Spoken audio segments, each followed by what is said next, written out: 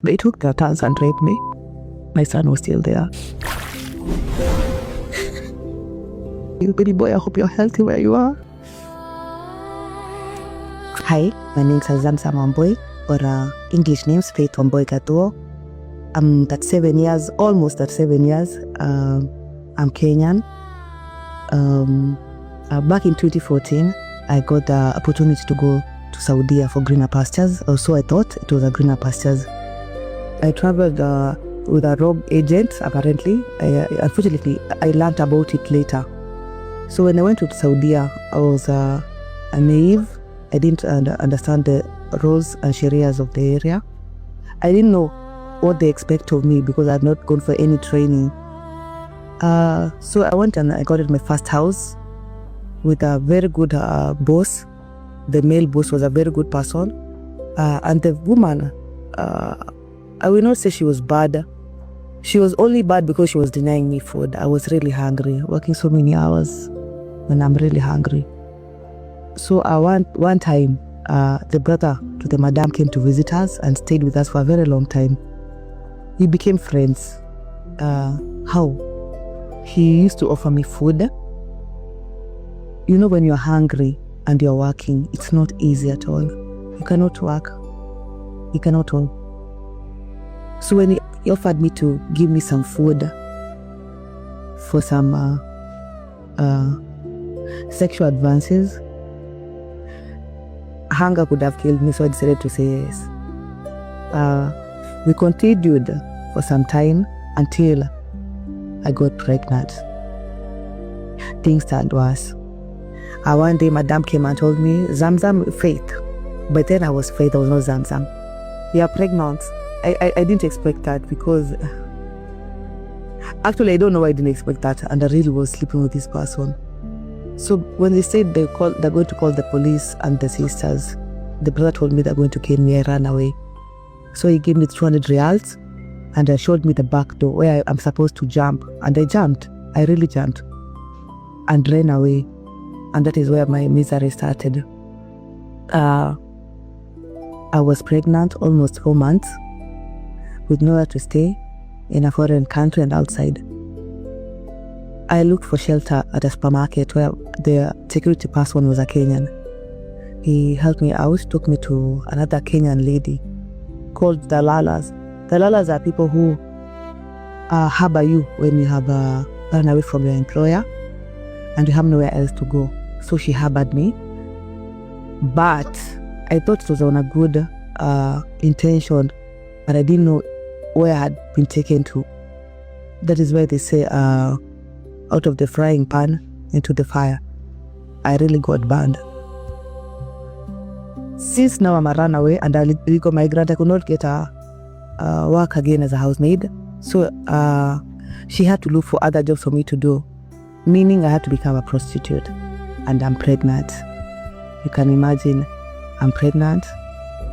I'm doing something I didn't even imagine I could do.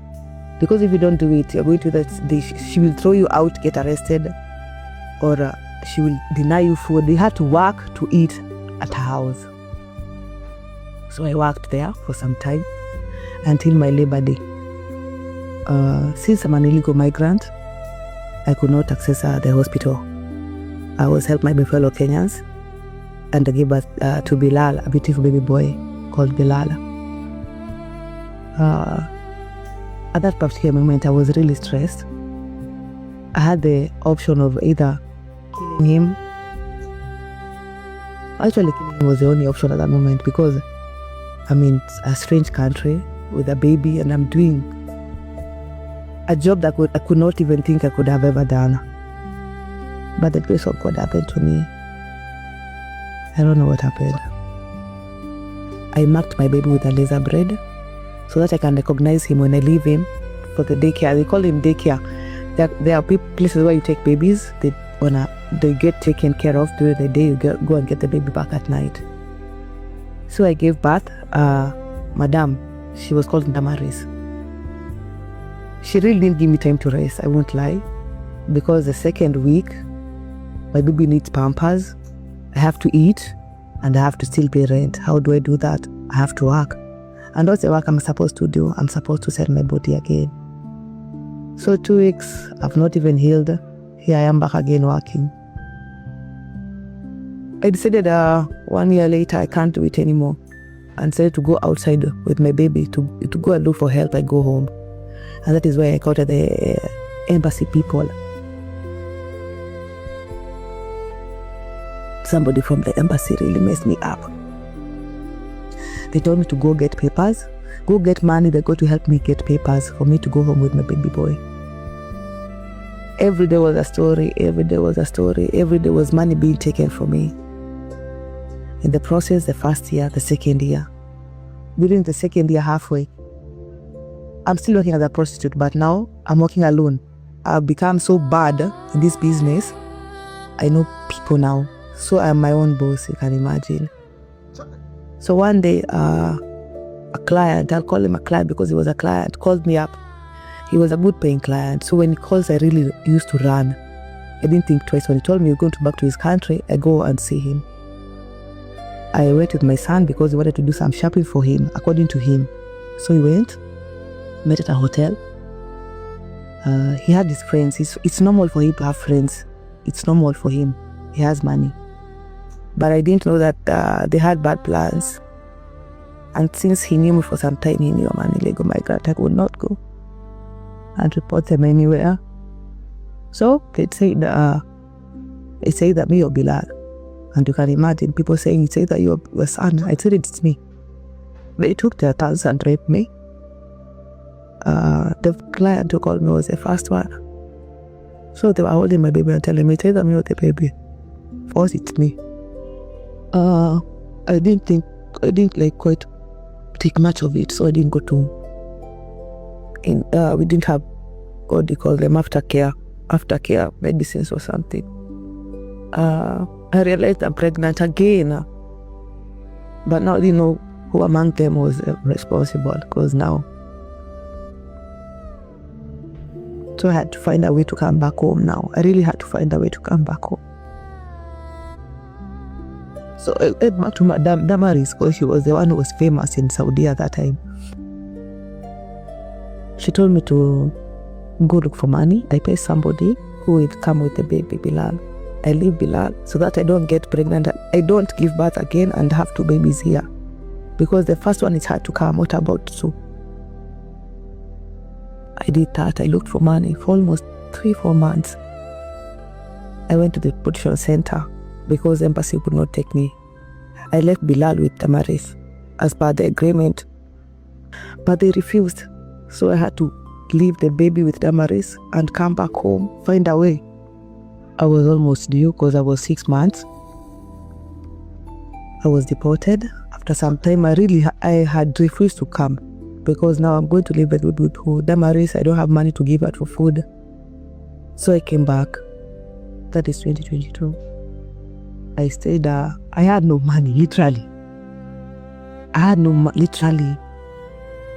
I walked from Jomo to town, thinking, where am I going to? It's been years since I left Kenya. I'm back home with nothing. I can't go home.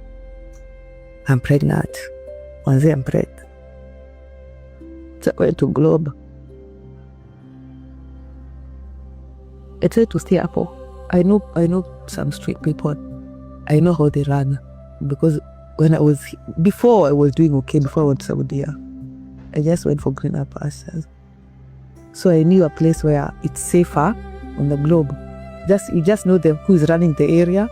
You sleep with that person and you're okay. You're safe now. And that is how I stayed there for some time, almost a month. A friend of mine, and I don't know, I would say he saw me. He came and told another friend of his who used to like me before. He has seen me in town and it's like I'm not well. So they came and found me there. And he told me, you know what? We're not even talking. I'm going to marry you. Like right now. And that is how I got married. We had our first nikah with him.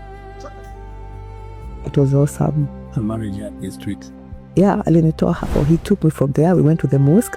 Tukashkanishwa. We had our small nikah because we are Muslims. And he took me to his house. Life has been difficult, but it was good for some time until he got arrested. He was a tout, and touting is illegal. So they arrested him for some time.